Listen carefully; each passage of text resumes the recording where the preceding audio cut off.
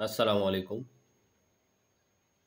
আজকে আমরা একজন সরকারি কর্মচারীর একটা জিরো রিটার্ন, যাকে শূন্য রিটার্ন আমরা একটা বানাবো। একজন সরকারি কর্মচারীর যে জিরো রিটার্নটা কিভাবে হবে, আমরা সেই বিষয় নিয়ে আমরা আজকে আলোচনা করব এবং আপনাদেরকে হাতে কলমে শিখানোর ব্যবস্থা করব। আপনারা সবাই ভিডিওটা কেউ না টেনে ১ম থেকে শেষ পর্যন্ত আপনারা সবাই এটা দেখবেন। যারা বিশেষ করে নতুন কর আইনজীবী হয়েছেন এবার, তাদের জন্য অত্যন্ত গুরুত্বপূর্ণ। আপনারা এই ক্লাসটা মনোযোগ সহকারে আপনারা একটু দেখবেন। আশা করি আপনাদের ব্যক্তিজীবন এবং আপনাদের যেহে যেহেতু আপনারা কর আইনজীবী হয়েছেন, এটাও আপনাদের প্রফেশনাল লাইফে আপনাদের এটা কাজে লাগবে। তো চলুন আমরা আসলে দেরি না করে আমরা শুরু করি। তো সর্বপ্রথম আমরা কি করব? যেহেতু এখন সরকার অনলাইন সিস্টেম করেছে, তো সেহেতু আমরা অনলাইনে আই কার্ড রিটার্নটা আমরা দাখিল করব। তো অনলাইনে দাখিল করার আগে আপনার যারা ক্লায়েন্ট রয়েছে এবং ব্যক্তি যারা রয়েছেন, সর্বপ্রথম আপনাদের যেটা কাজ করতে হবে, আপনাদের টিন সার্টিফিকেট যেটা রয়েছে, এই টিন সার্টিফিকেটে অনেকে বিভিন্ন ফোন নম্বর দিয়েছেন। এই ফোন নাম্বারটা অনেকের বায়োমেট্রিক আছে বা অনেকের বায়োমেট্রিক নাই, বা অনেকের মা-বাবার এনআইডি দিয়ে করা আছে বা বিভিন্নভাবে করা আছে। তো সেটা করার আগে আপনারা সর্বপ্রথম আপনাদের একটা করতে হবে, আপনাদের যে সিমটা রয়েছে আপনার নামে, যে ব্যক্তির টিন সার্টিফিকেট রয়েছে সেই ব্যক্তির মোবাইল নাম্বার যেটা থাকবে সেটা অবশ্যই বায়োমেট্রিক হতে হবে। আপনার এনআইডি দিয়ে অবশ্যই ফিঙ্গার দিয়ে এটাকে বায়োমেট্রিক করে নিতে হবে। যদি বায়োমেট্রিক না থাকে, আপনার বায়োমেট্রিক করে তারপরে আপনারা রেজিস্ট্রেশন করতে পারবেন। তো চলুন আমরা শুরু করি। সেটার জন্য প্রথমে আপনাদের করতে হবে কি, আপনাদের যে কোনো একটা ব্রাউজারে ওপেন করতে হবে। তো আমি একটা ব্রাউজার ওপেন করলাম।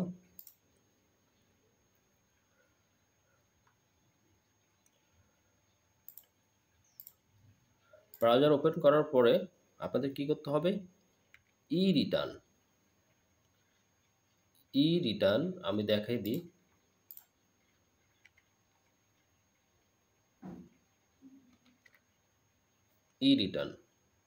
ই রিটার্নে আমরা চলে আসলাম।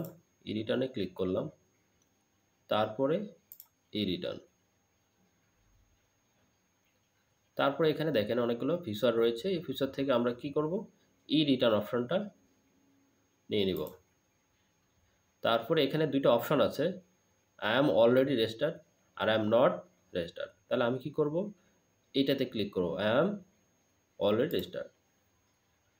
করার পরে এখন যেটা করতে হবে, আপনার যে ক্লায়েন্ট রয়েছে, যারা ব্যক্তি রয়েছেন, তারা কি করবেন, সর্বপ্রথম আগে রেজিস্ট্রেশনটা করে নেবেন। এই যে রেজিস্ট্রেশন ক্লিক করার পরে ওকে দিয়ে দিবেন। দেওয়ার পরে আপনার যে টিন নাম্বারটা রয়েছে, এই টিন নাম্বারটা আপনারা এখানে দিয়ে দিবেন। তারপরে আপনার যে মোবাইল নাম্বার, বায়োমেট্রিক যে ফোন নাম্বারটা রয়েছে, সেই ফোন নাম্বারটা আপনারা দিয়ে দিবেন। তারপরে যে ক্যাপচা রয়েছে, এই ক্যাপচাটা এখানে দিয়ে দিবেন। দেওয়ার পরে ভেরিফাই করবেন। ভেরিফাই করলে তারপরে আপনি রেজিস্ট্রেশনটা কমপ্লিট করতে পারবেন। দেওয়ার পরে আপনি ইউজার আইডি এবং পাসওয়ার্ডটা আপনার দিয়ে দিবেন। এখানে ইউজার আইডিটা সাধারণত টিন নাম্বারটাই থাকে এবং পাসওয়ার্ডটা আপনি আপনার মতন করে পাসওয়ার্ডটা সাজিয়ে দিবেন। তো যেহেতু আমার যে ক্লায়েন্টটা রয়েছে, ওনার রেজিস্ট্রেশন কমপ্লিট করা আছে, তো সেই ক্ষেত্রে আমি কি করব, সাইন ইনে চলে যাব। আমি সাইন ইনে গেলাম। যাওয়ার পরে আমার ক্লায়েন্টের টিন নাম্বারটা এখানে দিয়ে দিব।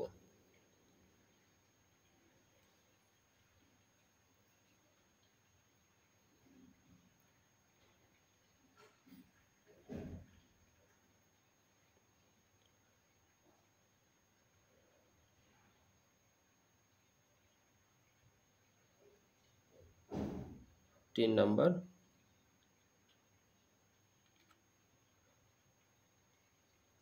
1757 চলে আসছে 84। পাসওয়ার্ডটা আমি দিয়ে রাখছি আগে থেকেই। তারপরে এখানে কি ক্যাপচাটা দিয়ে দিতে হবে। ক্যাপচাটা হচ্ছে O8GP6 তারপর আমি কি করব, সাইন ইনে ক্লিক করে দেব।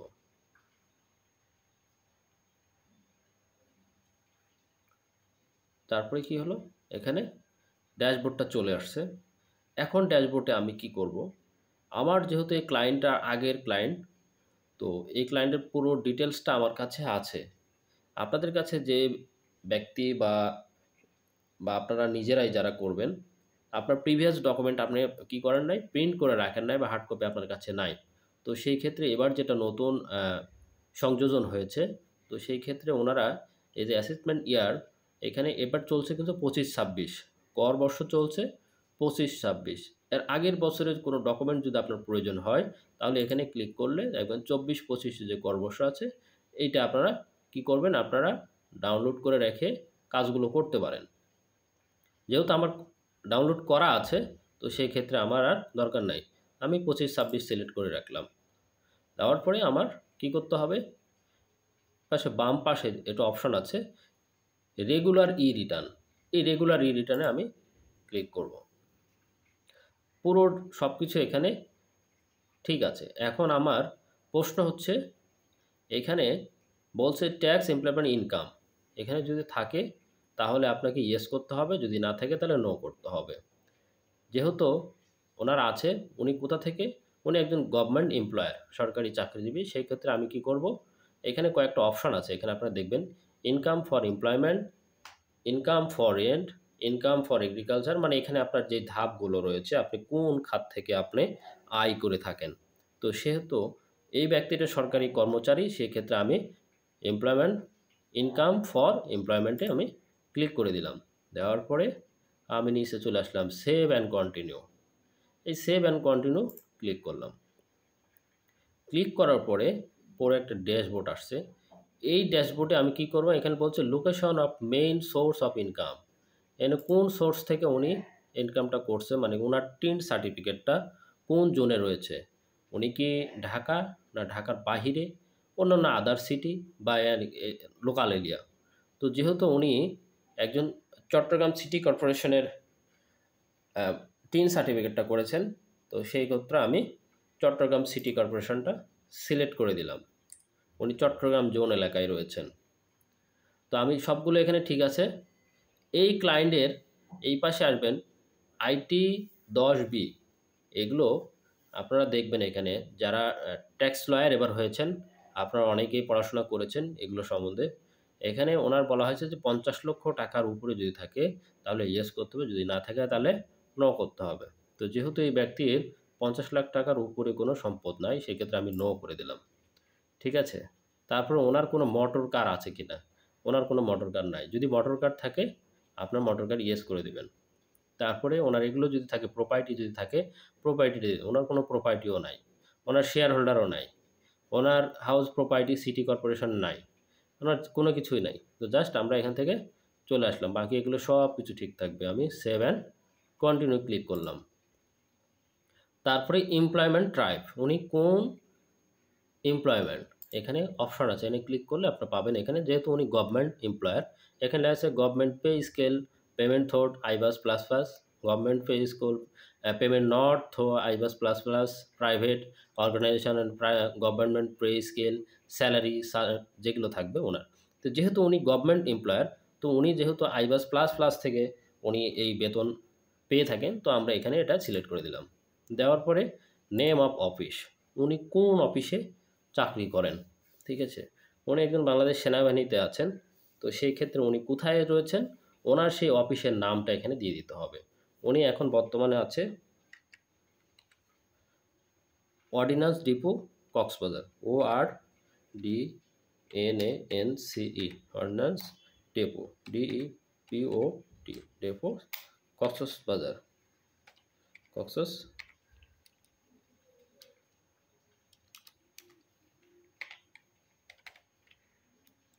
বাজার।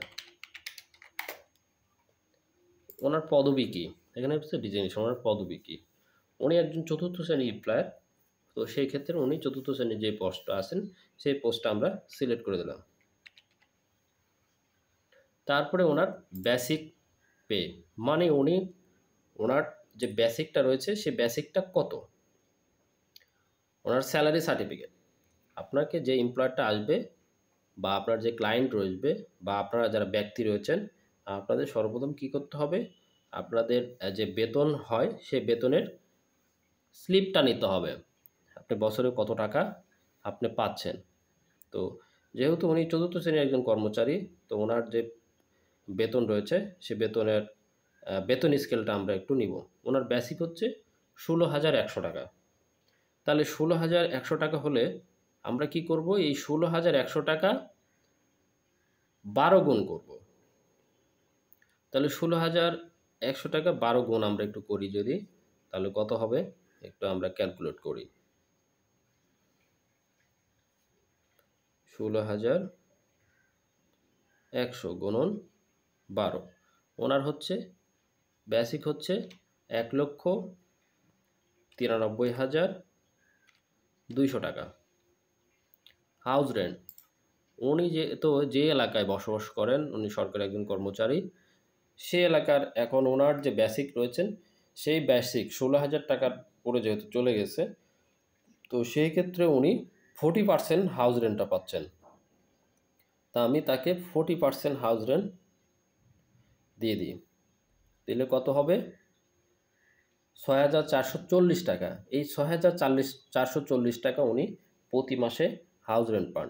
এর সাথে গুণন কী করবেন, ১২ দিয়ে দিবেন, দিলে কত হবে ৭৭,২৮০ টাকা হাউস রেন্টটা আমি দিয়ে দিলাম। তারপরে কি মেডিকেল, উনি একজন এমপ্লয়ার গভর্নমেন্ট, সেক্ষেত্রে ওনাকে গভর্নমেন্ট একটা ওনাকে চিকিৎসা ভাতা দিয়ে থাকেন। সেই চিকিৎসা ভাতাটা কত, এটা সরকার নির্ধারণ করে দিয়েছে ১৫০০ টাকা। এই ১৫০০ গুণন ১২ কত হচ্ছে ১৮,০০০ টাকা। তারপরে উনি আর কি ভাতা পান, নববর্ষ ভাতা। নববর্ষ ভাতা হচ্ছে বেসিক যা থাকবে সেটার হচ্ছে 20%। তাহলে ওনার বেসিক ছিল কত ১৬,১০০ টাকা। ১৬,১০০ গুণন 20%, তাহলে উনি নববর্ষ ভাতা পাচ্ছেন ৩,২২০ টাকা। ফেস্টিভ্যাল, উনি যেহেতু গভর্নমেন্ট এমপ্লয়ার, ওনাকে সরকার 2টা ফেস্টিভ্যাল বোনাস দিয়ে থাকেন, 2টা ঈদ, এই 2টা ঈদের। তাহলে ওনার যেহেতু ১৬,১০০ টাকা ওনার হচ্ছে বেসিক, এর সাথে কি করবেন 2 গুণ করে দেবেন, তাহলে কত হবে ৩২,২০০ টাকা। উনি আর কি পান, উনি আর পান হচ্ছে, উনি যদি শিক্ষা ভাতা থাকে, ওনার কোনো আরও অন্য কোনো যদি ভাতা থাকে, সেগুলো ভাতাগুলো আমরা অ্যাড করব। তো সেক্ষেত্রে আমরা একটু দেখি, উনি একটা বাচ্চার শিক্ষা ভাতা পান, শিক্ষা ভাতা হচ্ছে ৫০০ টাকা করে, তাহলে ৫০০ গুণন ১২, তাহলে কত হলো ৬,০০০ টাকা। ৫০০ গুণন ১২, ৬,০০০ টাকা উনি এডুকেশন ভাতা পান। ওনার একটা বাচ্চা, যদি 2টা বাচ্চা হয় তাহলে ৫০০, 2টা ৫০০, ১,০০০ টাকা, 3টা বাচ্চা হলো ১,০০০ টাকা উনি পাবেন। এডুকেশন ভাতা আমরা এটা সিলেক্ট করে দিলাম। তাহলে উনি একটা বাচ্চার ক্ষেত্রে ৫০০ টাকা করে পান, তাহলে ৫-১২ ৬,০০০, ৬,০০০ টাকা উনি শিক্ষা ভাতা পান। আর কি পান উনি, আমি একটু দেখি, আর কিছু পান না, এইটুকুই উনি পান। তাহলে এখন আমরা কি করব, এগুলো সবগুলো দেওয়ার পরে আমরা কি করব, একটু চেক করে নেব। তারপরে আমরা চলে আসবো save and continue. Save and continue আমরা ক্লিক করে দিলাম। এইখানে আমাদের কিছু অপশান রয়েছে। এখানে আপনারা দেখেন ইনভেস্টমেন্ট ক্যাটাগরি, এখানে life insurance, premium, deposit, pension, উনি যদি থাকে ডিপিএস, তারপরে অ্যাপ্রুভাল সঞ্চয়পত্র যদি থাকে ওনার, ইউনিট সার্টিফিকেট, ম্যানুয়াল ফান্ড যদি ওনার কোনো কিছু থাকে, লাইফ স্টক যদি শেয়ার যদি থাকে, জেনারেল প্রভিডেন্ট ফান্ড, একজন গভর্নমেন্ট এমপ্লয়ারি কিন্তু জেনারেল প্রভিডেন্ট ফান্ড থাকে, সেই ক্ষেত্রে আমরা করে দেবো।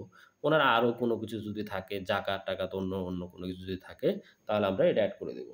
যেহেতু এই এমপ্লয়মেন্টের জিপি ফান্ডে উনি টাকা কাঠান, তো সেই ক্ষেত্রে ওনাকে আমরা কি করে দেব, এই যে জেনারেল প্রভিডেন্ট ফান্ড জিপিএফ, এইটাতে আমরা ক্লিক করে দেব। দেওয়ার পরে ওনার অ্যাকাউন্ট নাম্বার, এইটা হচ্ছে আপনার যে ক্লায়েন্ট থাকবে বা আপনারা যারা রয়েছেন সরকারি কর্মকর্তা এবং কর্মচারী, আপনাদের প্রত্যেকটার একটা জিপি ফান্ডের একটা অ্যাকাউন্ট নাম্বার আছে। এটা হচ্ছে আপনারা আপনাদের মোবাইল নাম্বার দিয়ে আপনারা এটা নিতে পারবেন। তো সেই ক্ষেত্রে আপনাদের কি করতে হবে, অ্যাকাউন্ট নাম্বারটা দিতে হবে। তো ওনার আমি অ্যাকাউন্ট নাম্বারটা আমি আগে থেকে আমি জানতাম।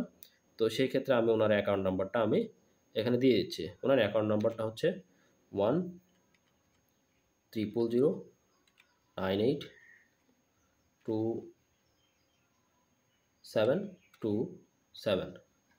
এখানে হচ্ছে কনভার্সন মানে ওনার কত টাকা রয়েছে। উনি যে এবার যে জিবি ফান্ডের যেটা হিসাবটা আছে 24 এবং 25 এর, সেই 24 এবং 25 এর আমি জিবি ফান্ডের নিয়েছি। ওনার হচ্ছে জিবি ফান্ডে টাকা আছে 3,39,853 টাকা। আমরা দিয়ে দিলাম। দেওয়ার পরে ওনার যদি আরও অন্য কোনো কিছু থাকে তাহলে আমরা এখানে দিয়ে দিতে পারি। যেহেতু ওনার আর অন্য কোনো কিছু নাই, তো সেই ক্ষেত্রে আমরা সেভ অ্যান্ড কন্টিনিউ দিয়ে দিলাম। দেওয়ার পরে এইখানে দেখেন, এখানে বলা হচ্ছে আইটি 10B, এইটা ওনার যেহেতু আছে, উনি একজন গভর্নমেন্ট এমপ্লয়ার, ওনার আন্ডারে ওনার পরিবারের একটা কিন্তু ব্যয় রয়েছে, পারিবারিক ব্যয় রয়েছে। তো সেই ক্ষেত্রে ওনার স্বামী, স্ত্রী এবং একটা বাচ্চা রয়েছে। সেই ক্ষেত্রে আপনারা একটা কাজ করবেন যে আয়ের চেয়ে কিন্তু ব্যয় বেশি আপনারা দেখাবেন না। আয়ের চেয়ে ব্যয় বেশি কখনো দেখাবেন না। যদি ব্যয় বেশি দেখান তাহলে আপনাকে এই সোর্সটা আপনাকে দেখাতে হবে। আপনার অন্য কোথাও ইনকাম আছে কিনা। যদি না থাকে তাহলে আপনার ব্যয় বেশি কখনোই দেখাবেন না। তো যেহেতু ওনার অন্য কোথাও থেকে আয় হয় না, উনি সরকারি কর্মচারী, ওনার সরকারি খাত থেকে যে বেতনভুক্ত পান সেটা থেকেই ওনার আয় হয়। তো যেহেতু আমরা ওনার বেসিকটা হচ্ছে ১৬,১০০ টাকা থেকে আমরা এটা করেছি। তো এখন আমরা চলে যাব ওনার পারিবারিক ব্যয়। এখানে পারিবারিক ব্যয়টা মানে ওনার বছরে কত টাকা লাগতে পারে ওনার ফুড অ্যান্ড আদার্স এমপ্লয়মেন্ট যেটার জন্যে আমরা একটা হিসাব করি। ওনার আমরা একটা আনুমানিক ধরি ১,৫০,০০০ টাকা। অ্যাকোমোডেশন মানে উনি যদি বাসাবাড়ি বা অন্য কোনো কাজ করে থাকেন, এখন যদি নির্মাণাধীন কোনো কিছু থাকে তাহলে সেটা আমরা দিয়ে দিতে পারি। তো যেহেতু ওনার একটা আছে সর্বনিম্ন ১০,০০০ টাকা আমরা দিয়ে দিলাম। তারপরে হচ্ছে অটো অ্যান্ড ট্রান্সপোর্ট মানে উনি কোনো ড্রাইভার রাখেন কিনা বা রাখেন না। যেহেতু উনি চতুর্থ শ্রেণীর একজন কর্মচারী, ওনার আপাতত কোনো কিছু নাই। সেক্ষেত্রে আমরা কোনো কিছু দিলাম না। তারপরে হচ্ছে হাউস অ্যান্ড ইউটিলিটি যেটা রয়েছে, ওনার বছরে এরকম লাগে। আমরা একটা আনুমানিকভাবে আমরা একটু দিয়ে দিব। তো যেহেতু উনি এটা দিয়ে দিয়েছেন, ইলেকট্রিসিটি, ওনার ইলেকট্রিসিটি বিল প্রায় আসে ৫,০০০। গ্যাস বিল আমি দিয়ে দিলাম ৫,০০০। ফোনের খরচ মানে এটাও আমি ৬,০০০ টাকা দিয়ে দিলাম। আর অন্য কোনো কিছু নাই। তারপরে এডুকেশন, যেহেতু ওনার একটা বাচ্চা রয়েছে, বছরে একটা খরচ হয়। তো সেই ক্ষেত্রে আমরা কি করব, একটা খরচ আমরা দিয়ে দেব। আমরা একটা খরচ দিয়ে দিলাম ৩০,০০০ টাকা। এটা আপনারা যার যেরকম আয় রয়েছে তাই সেইভাবে আপনারা এটা কম বেশি করতে পারবেন। দেওয়ার পরে আমরা কি করলাম, এখানে দিয়ে দিয়েছি। আর কোনো কিছু ওনার নাই। এখানে অন্য কোনো কিছু ওনার আর তেমন কিছু নাই। আমি সেক্ষেত্রে এনে করে দিয়েছি। তো ওনার এখন কত হয়েছে? ২,৬০,০০০ টাকা। আমরা একটু পরবর্তীতে স্টেপে চলে যাই। যাওয়ার পরে আমরা দেখি save and continue. Save and continue click করার পরে তারপরে ওনার এই চলে আসবে, কি আসবে? Asset and liabilities.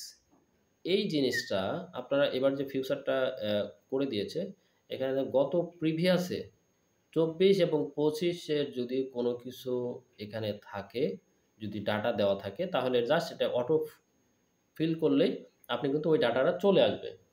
নতুন করে আর কিছু করতে হবে না। এখানেই জাস্ট অটো ফিল করলে গত বছরে যে সম্পদটা দিয়েছেন সেই সম্পদটাই এখানে চলে আসবে। যদি কম বেশি করতে চান তখন জাস্ট এটা ক্লিক করতে হবে। তো যেহেতু গত বছরে উনি যে ডাটাটা দিয়েছিলেন এটা পুরোটাই ভুল ডাটা দিয়েছিলেন। তো এবার নতুন করে উনি ডাটাগুলো দিতে চাচ্ছেন। তো সেই ক্ষেত্রে আমরা কি করব? প্রথম থেকে আমরা সম্পদগুলো একটু দিয়ে দিই। উনার নামে কি, কি আছে? স্থাবর, অস্থাবর যেগুলো সম্পদ রয়েছে, সকল স্থাবর, অস্থাবর সম্পত্তিগুলোই আমরা এখানে দিয়ে দিব। তাহলে আমরা একটু অ্যাসেটে চলে যাই। অ্যাসেটে ক্লিক করলাম। ওনার আসার পরে এখানে বিজনেস ক্যাপাসিটি, নন এগ্রিকালচারাল, এগ্রিকালচার মানে ওনার মানে আপনার কৃষি সম্পদ, অকৃষি সম্পদ যদি থাকে তাহলে এখানে। যেহেতু উনি কোনো কৃষি সম্পদ এবং ওনার অকৃষি সম্পদ ওনার নামে কোনো কিছু নাই, সেক্ষেত্রে আমরা কোনো কিছু দিয়ে দিচ্ছি চাচ্ছি না। ওনার মোটরসাইকেলও নাই বা মোটর কারও নাই। ওনার কি আছে? গোল্ড রয়েছে, মানে সোনা রয়েছে। এই সোনাগুলো কি কত ভরি? আ উনি আমাকে যেটা তথ্যটা দিয়ে রেখেছেন, সোনা আছে কয় ভরি? গোল্ড রয়েছে ৩ ভরি। তাহলে গোল্ড দিয়ে দিলাম। এটার উৎস কোথা থেকে আসছে? এই গোল্ড কোথা থেকে পেয়েছে উনি? এটা হচ্ছে গিফট। মানে উনি বিয়ে করেছিলেন, সেই বিয়ের সময় একটা গিফট পেয়েছিলেন। এখানে পারচেজ, ইন্টারেস্ট তারপর হচ্ছে গিফট। এই গিফটটা আমি সিলেক্ট করে দিয়ে দিলাম। এখন কত ভরি? এখানে হচ্ছে উনি বিয়ের সময় পেয়েছিল ৩ ভরি। ৩ ভরি দিয়ে দিলাম। এটা হচ্ছে ভরি, তোলা, গ্রাম, কিলোগ্রাম। তাহলে উনি যেহেতু ভরিতে নিয়েছেন, ভরিতে। এখন বর্তমান প্রাইসটা আমি দিয়ে দিব।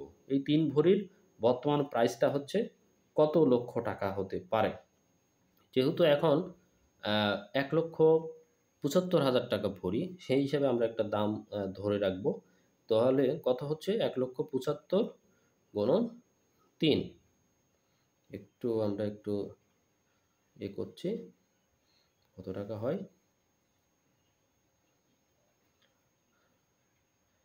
১,৭৫,০০০ গুণন ৩। তাহলে কত হলো? ৳৫,২৫,০০০ টাকা। ৳৫,২৫,০০০। ওনার আর কি রয়েছেন? ওনার আর রয়েছেন ফার্নিচার রয়েছেন। এই ফার্নিচারটা আমরা কি করব? এখান থেকে কপি করে জাস্ট এখানে ক্লিক করে দেব। ফার্নিচার রয়েছেন, ওনার ইকুইপমেন্ট আছে ইলেকট্রিক, অন্যান্য ফ্রিজ, টেলিভিশন, অন্যান্য কম্পিউটার বা আদার্স অন্য কিছু আছে। তো সেই ক্ষেত্রে আমরা এটা দিয়ে দিলাম। দেওয়ার পরে এটা কি করছে? এইটা হচ্ছে উনি কি করছে? পারচেজ করছে। তাহলে পারচেজটা আমরা কি লিখব? মানে উনি কিনে ফেলছে। কতগুলা হতে পারে আইটেম? এখানে ধরেন আপনার চেয়ার, টেবিল, খাট, আলমারি, ফ্রিজ, টেলিভিশন অন্যান্য এই সরঞ্জাম দিয়ে মিলে ওনার আইটেম রয়েছে প্রায় ১৫ টি। এটার ভ্যালুর প্রাইস কত হতে পারে? আমি আনুমানিক উনি যেটা দিয়েছেন সেটা হচ্ছে ৳৬,০০,০০০। উনি ৳৬,০০,০০০ দিয়েছে, তাহলে ৳৬,০০,০০০ এখানে আমি দিয়ে দিলাম। ৬,০০,০০০ দিয়ে দিলাম। তারপরে ওনার আর কি রয়েছে? ওনার আর কিছু নাই, তেমন কোনো কিছু নাই। তারপরে আমরা চলে যাই, ওনার হ্যান্ড ক্যাশ রয়েছে কিনা বা অন্যান্য কিছু, কোনো কিছু নাই। ওনার একটু লোন রয়েছে। আচ্ছা, প্রিভিয়াস ইয়ারের ওনার ইনকাম কত ছিল সেটা আমরা একটু দিয়ে দিব। এখানে একটু লোনের আমরা অপশনটা একটু দিয়ে দিই। লোনটা ওনার যেহেতু লোন রয়েছে, আমরা একটু লোনটা একটু দিয়ে দিই।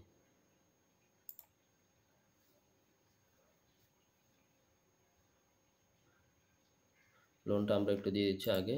আগে আমরা প্রিভিয়াস ইয়ারের যে ইনকাম রয়েছে সেই ইনকামটা আমরা একটু দিয়ে দিই। গত বছর ওনার টোটাল ইনকামটা ছিল হচ্ছে আপনার ৳২,১৪,৬২০। ৳২,১৪,৬২০। এটা আমরা দিয়ে দিলাম।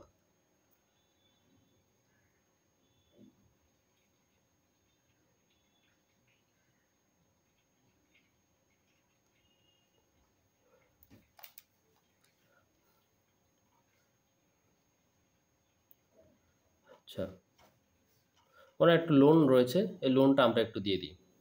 আচ্ছা, লোনটা কোথায়? লোনটা এখানে আছে। আপনারা একটু নিচের দিকে দেখবেন লোন।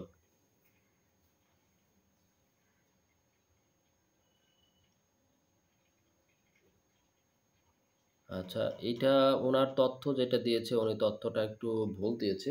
গত বছরের ইনকামটা উনার আরও বেশি হওয়ার কথা। মানে উনার সম্পদটা যেটা রয়েছে, সেই সম্পদটা উনি কম দেখিয়েছে, যার কারণে উনার সমস্যাটা হয়েছিল। তো আমি একটু আপনাদেরকে একটু দেখাই। তো সেই ক্ষেত্রে আমাকে একটু কি করতে হবে? গত প্রিভিয়াস ইয়ারের আমার অটো ফুলটা দেখাতে হবে। এটা একটু আমি দেখে নিই। দেখে নেওয়ার পরে তারপরে আমি আপনাদেরকে দেখায় দিচ্ছি।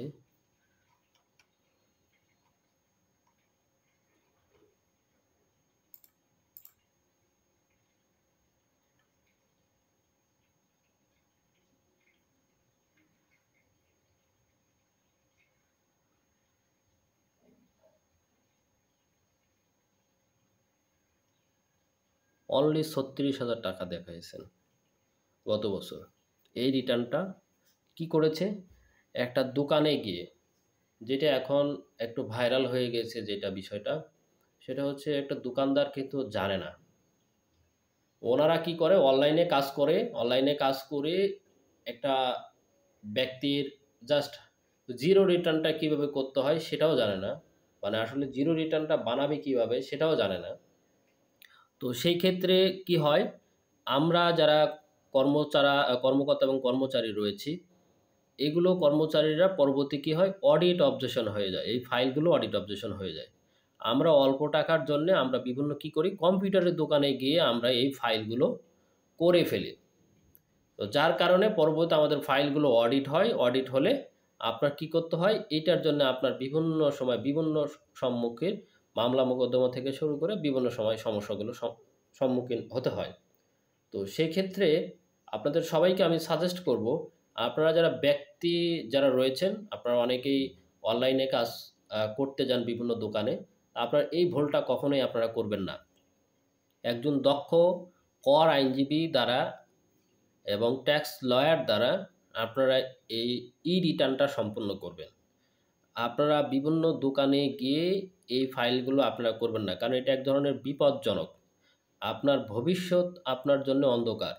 কারণ এই দোকানদার কারণ উনি শুধুমাত্র অনলাইনে কাজ করতে পারেন, ফর্ম পূরণ করে দিতে পারেন, বিভিন্ন ইউনিভার্সিটির ফর্ম পূরণ, চাকরির আবেদন করে দিতে পারেন, অন্যান্য কাজগুলো করতে পারেন। পাসপোর্টের আবেদন করতে পারেন, ড্রাইভিং লাইসেন্সের আবেদন করতে পারেন, অন্যান্য কাজগুলো করতে পারেন। কিন্তু রিটার্ন এমন একটা জিনিস, এই জিনিসটা হচ্ছে অনেকগুলো বিষয় জড়িত, যেটা হচ্ছে আপনার ব্যক্তি জীবনের অনেকগুলো এখানে সম্পৃক্ত। যদি এই রিটার্নটাই এত সহজভাবেই যদি আপনি মনে করেন যে একটা কম্পিউটারের দোকানে গিয়ে আমি শূন্য রিটার্ন হোক আর যেই রিটার্নে হোক আমি কমপ্লিট করে নিয়ে আসলাম, কিন্তু এখানে ভুলে ভরা। একটা কম্পিউটারের দোকানদার কিন্তু এত কিছু জানে না। যদি এত কিছুই জানতো, তাহলে তাহলে এই যে কর আইনজীবী এই লিখিত পরীক্ষা, ভাইবা পরীক্ষা, তারপরে তাদেরকে লাইসেন্স দেওয়া, তাদেরকে ট্রেনিং দেওয়া, এত কিছু করার দরকার তো ছিল না। তাহলে তো কম্পিউটারের দোকানদারকেই ডেকে এভাবে দিয়ে দিতে পারতো এনবিআর। তো সেই ক্ষেত্রে আপনাদেরকে সবাইকে আমি বলব, আপনারা প্রতারিত হবেন না এবং কোনো দোকানে গিয়ে আপনারা এই ধরনের কেউ ভুল করবেন না। আপনারা একজন দক্ষ কর আইনজীবী এবং ট্যাক্স লয়ার দ্বারা বা হচ্ছে আপনার কর আইনজীবী যারা এবার রয়েছেন, আপনাদেরকে বলব, আপনাদের যারা ক্লায়েন্ট আসবেন তাদেরকে আপনারা সুন্দর করে এগুলো বুঝিয়ে দিবেন। তাহলে আপনার কি হবে? আপনার ফাইলগুলো অডিট হওয়ার সম্ভাবনা কম থাকবে। তো যেহেতু ওনার এবার গত বছরের আয়টা রয়েছে মাত্র ৩৬,০০০ টাকার ওনার সম্পদ দেখাইছে। আর এবার ওনার সম্পদটা চলে আসে প্রায় ১১ লক্ষ টাকা। এখন এই ব্যক্তির কোনো কারণে যদি ফাইল এবার অডিট হয়, এই অডিটটার দায়ভার কি করতে হবে? আপনাকেই বহন করতে হবে। এখন যেহেতু ক্লায়েন্ট কিছু বোঝে না, ক্লায়েন্ট তো আপনার কাছেই আসবে। এসে আপনাকে বলবে যে আমার এটা একটু করে দেন। তখন আপনি কি করবেন? প্রিভিয়াস যে ডকুমেন্টগুলো রয়েছে, এই প্রিভিয়াস ডকুমেন্টগুলো আপনাকে কিন্তু নিতে হবে। এখন নিয়েছেন আপনি ডকুমেন্ট, নেওয়ার পরে আপনি তাকে সুন্দর করে বলে দিবেন, যেহেতু এই ক্লায়েন্ট আমার কাছে আসছে, রিকোয়েস্ট করেছে অনেকবার, যার কারণে আমি এই ফাইলটা নিয়েছি। তো সেই ক্ষেত্রে ওনার নতুন করে এই ফাইলটা আমি সেটআপ দিচ্ছি। তো গত বছরে যা হয়েছে ওনাকে কিন্তু আমি বলে দিয়েছি, ফাইলটা যদি অডিট হয় তাহলে এই অডিট আপত্তি আপনি নিজেই করবেন। আপনি যেহেতু করেছেন, ভুল করেছেন, মানে এটা আপনার ভুল। কম্পিউটার দোকানদার এত কিছু জানে না। তো যার কারণে আপনাকে কিন্তু এই দায়ভার আপনাকে নিতে হবে। যদি এই শর্তে রাজি থাকেন তাহলে আমি কাজটা করতে পারবো। উনি শর্তে রাজি হয়েছেন, যার কারণে আমি এই কাজটা নিয়েছি। তো সেই ক্ষেত্রে ওনার এটা ভুলে ভরা, যার কারণে আমি এটা করছি না। তো ওনার যেহেতু গত বছর ৩৬,০০০ টাকা অনলি মাত্র ওনার সম্পদটা দেখাইছে, তা আমরা এটা আর না বাড়াই, পরবর্তীতে আমরা চলে যাই। কি করব? আমরা আ এটাকে আর না বাড়াই, পরবর্তীতে আমরা একটু চলে যাই। তো সেই ক্ষেত্রে আমরা কি করব? ওনার এই অপশনটা আর আসে নাই। আমরা একটু ব্যাগে যাই। যাওয়ার পরে আমরা save and continue. Save and continue click করার পরে আমরা এখানে একটু দেখে নিই। আচ্ছা। ওনার অ্যাসেটটা আমরা একটু করে দিই। অ্যাসেটটা কী কী আছে? ওনার হচ্ছে গোল্ড আছে। গোল্ড কয় ভরি? ৩ ভরি ছিল। উনি কি গিফট পেয়েছেন? বিবাহ গিফট পেয়েছেন ৩ ভরি। ৩ ভরির দামটা রয়েছে কত টাকা করে? ১,৭৫,০০০ হলে ৫,২৫,০০০ টাকা। ৫,২৫,০০০ টাকা। ওনার আর কি রয়েছে? ফার্নিচার, ফ্রিজ, টেলিভিশন, অন্যান্য এগুলো রয়েছেন। তাহলে এটা আমরা একটু করে দিই। এটা পারচেজ উনি ক্রয় করেছে। এটা হচ্ছে প্রায় সব মিলে ১৫টা আইটেম হতে পারে। তারপর ওনার প্রাইস কত? ৬,০০,০০০ টাকা। ৬,০০,০০০ টাকা দিয়েছে। আর অন্য কোনো সম্পদ নাই। ঠিক আছে? তাহলে ওনার সম্পদটা কত দাঁড়ালো এখন? ১১,২৫,০০০ টাকা। প্রিভিয়াস উনি কত দেখাইছেন? মানে গত বছরে দেখাইছেন অনলি ৩৬,০০০ টাকা। এই ৩৬,০০০ টাকা আমরা এখানে দেখিয়ে দিলাম। ৩৬,০০০ টাকা এখানে দেখিয়ে দিলাম। দেওয়ার পরে আমরা কি করব? এটা আমরা দিয়ে দিলাম। দেওয়ার পরে আমরা চলে আসলাম কোথায়? Save and continue. এই সেভ অ্যান্ড কন্টিনিউ ক্লিক করলাম। দেওয়ার পরে এখানে বলছে you have short the four it is wrong is continue. Yes, আমরা কি করলাম? ইয়েস ক্লিক করে দিলাম। দেওয়ার পরে দেখেন ওনার সকল তথ্যগুলো এখানে নিয়ে নিয়েছে। নেওয়ার পরে ওনার সব কিছু দেখানোর পরে ওনার কোনো ট্যাক্স আসে নাই। কি আসছে? 0 রিটার্ন আসছে। 0, সব কিছু 0 আসছে। তো ওনার আমরা সব কিছু দেখিয়ে দিয়েছি। এখন আমি একটু আবার প্রিভিয়াস কি করব? আমি একটু রিভিউ দেখব। রিভিউ, এই রিভিউ অপশনটা আছে। আপনার সাবমিট করার আগে একটু রিভিউ করে দেখবেন। এই রিভিউটা আমি একটু দেখে নিই কোথাও ভুল আছে কিনা। উনি যেহেতু গভর্নমেন্ট এমপ্লয়ার, সেক্ষেত্রে ওনার ২,২৫,৪০০ টাকা উনি বেতন খাত হতে বেতন পান। তারপরে ওনার হচ্ছে ট্যাক্স রেবিট যা আসার সেগুলো চলে আসছে। এটা অটো এগুলো নিয়ে নিবে। এটা আপনাদের কিছু ইয়া নাই। ওনার বেসিকটা যা আসার সেটা চলে আসছে। ওনার ট্যাক্স রেবিট কোথা থেকে কোথায়? উনি হচ্ছে ২ টা ফেস্টিভ্যাল এবং ওনার হচ্ছে বেসিক মিলে সব মিলে হচ্ছে কত? ২,২৫,৪০০ টাকা উনি হচ্ছে কি পেয়েছেন? ওনার আয় রয়েছে। যেহেতু ৩,৫০,০০০ টাকার নিচে সেক্ষেত্রে ওনার অটোমেটিক এটা কি হয়েছে? 0 রিটার্ন হয়ে আসছে। এটা কোনো কিছু নাই। তারপরে ওনার প্রভিডেন্ট ফান্ড মানে জিপিএফ ফান্ডে যে টাকাটা রয়েছে সেই টাকাটা আমরা এখানে দেখিয়ে দিলাম। ঠিক আছে? তারপরে আমরা চলে আসলাম। এটা অটো ডেবিটটা নিয়ে নিয়েছে। মানে এখান থেকে উনি যে আয়টা পান লভ্যাংশ সেখান থেকে সরকার কি করছে? ৬,৭৬২ টাকা এখান থেকে ডেবিট দিয়ে দিয়েছেন। ওনার পারিবারিক ব্যয়। ওনার পারিবারিক ব্যয়টা আমরা দেখিয়ে দিয়েছি। কারণ উনি আয় করেছে কত লক্ষ টাকা? ২,২৫,৪০০ টাকা। আর উনি পারিবারিক ব্যয় হিসেবে দেখাইছেন কত? ২,০৬,০০০ টাকা। তাহলে আয়ের চেয়ে ব্যয় আমার একটু কম আছে। ঠিক আছে? আয়ের চেয়ে ব্যয় আপনি কখনোই বেশি দেখাবেন না। যদি আপনার অন্য কোনো সোর্স থেকে ইনকাম না করে থাকেন। তাহলে আমরা যেহেতু উনার আয় রয়েছে ২ লক্ষ আ সরি ২,২৫,৪০০ টাকা। উনার ব্যয় পারিবারিক ব্যয় রয়েছে, জীবনযাপন ব্যয় রয়েছে ২,০৬,০০০ টাকা। ঠিক আছে? ওকে। ওনার কি আছে?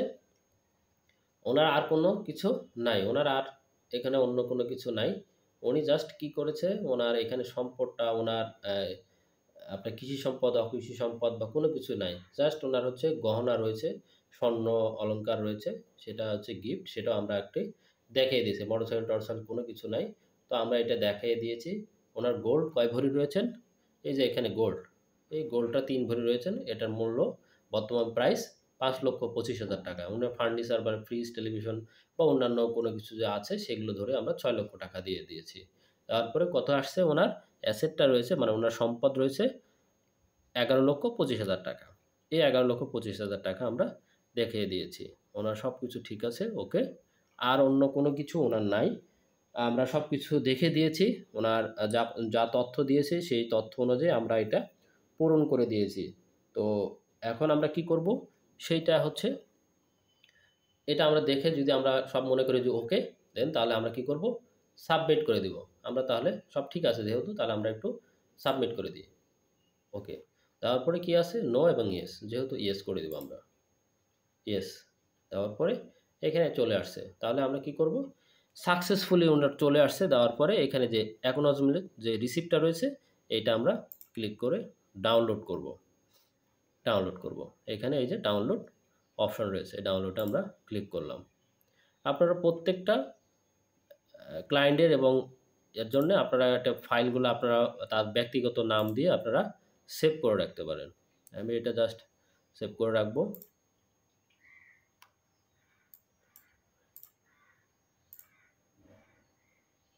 তারপরে আপনারা এখানে চলে আসবেন ট্যাক্স রেকর্ডে। আসার পরে আপনারা এখান থেকে সার্টিফিকেটটা আপনারা নিয়ে নেবেন। সার্টিফিকেটটা আমি একটু নিয়ে নিই। সবগুলো ক্লিক করে দেওয়ার পর ডাউনলোড। সার্টিফিকেটটাও ওনার নামে চলে আসছে। এই সার্টিফিকেটটাও আমরা নিয়ে রাখলাম। তো এই হলো আজকের সরকারি একজন কর্মচারীর, চতুর্থ শ্রেণীর কর্মচারী যে উনি যে বেসিকটা রয়েছে সেটাতে ওনার জিরো রিটার্ন আসে, শূন্য রিটার্ন আসে, ওনার অন্য কোনো সম্পদ নাই। সেই ক্ষেত্রে আমরা এইভাবে কাজগুলো করতে পারি। তো এটাই হচ্ছে জিরো রিটার্নের সাধারণত কাজ। তো জিরো রিটার্নের কাজ তেমন একটা খুব জটিল না। অন্যান্য কাজগুলো অনেকের অনেক সম্পদগুলো থাকে। তো সেই বিষয়গুলো নিয়ে আমার পরবর্তী কোনো ভিডিও থাকবে। আপনারা আমার ইউটিউব চ্যানেলে যারা সাবস্ক্রাইব করেন নাই তারা সাবস্ক্রাইব করে রাখেন। আর যারা আমার ফেসবুক থেকে দেখতেছেন তারা হচ্ছে আপনারা আমার ফেসবুকটাকে ফলো করে রাখবেন। পরবর্তীতে কোনো ভিডিও আসলে আপনারা যেন দেখতে পারেন। তো সেজন্য আপনাদের যারা নতুন কর আইনজীবী রয়েছেন এবং যারা ব্যক্তি আয়কর রিটার্ন করে থাকেন, তো তাদের জন্য আমি আপনাদের সুবিধার জন্য এই কাজটা আজকে করেছি। তো আপনারা সবাই ভালো থাকেন, সুস্থ থাকেন। যারা ফলো করেন নাই তারা ফলো দিয়ে রাখেন। যারা সাবস্ক্রাইব করেন নাই সাবস্ক্রাইব, লাইভ এবং বেশি, বেশি করে শেয়ার করে রাখবেন। পরবর্তী কোনো ভিডিও আসলে আপনারা যেন দিয়ে দেবেন। আর নোটিফিকেশনগুলো যাওয়ার সাথে, সাথে আপনারা এগুলো করবেন। আর যারা ফেসবুক থেকে দেখবেন তারা টাইমলাইনে রেখে দিতে পারেন। আপনার পরবর্তী আপনার এই শিক্ষণীয় যে বিষয়গুলো সেটা আপনারা শিখতে পারবেন। তো আপনারা পরবর্তী যে ভিডিওটা থাকবে সেটা হচ্ছে একজন সরকারি কর্মকর্তার যেই আপনার আয়কর রিটার্ন রয়েছে, সেটা হচ্ছে ওনার অনেকগুলো সম্পদ রয়েছে। সেই সম্পদ সম্বন্ধে আপনাদের সব বিস্তারিত আমি এটা আপনাদের লাইভে দেখাই দিব। আপনারা সবাই পরবর্তীতে আমার ভিডিওর জন্য অপেক্ষা করে থাকবেন। সবাই ভালো থাকেন, সুস্থ থাকেন। আসসালামু আলাইকুম ওয়া রাহমাতুল্লাহ।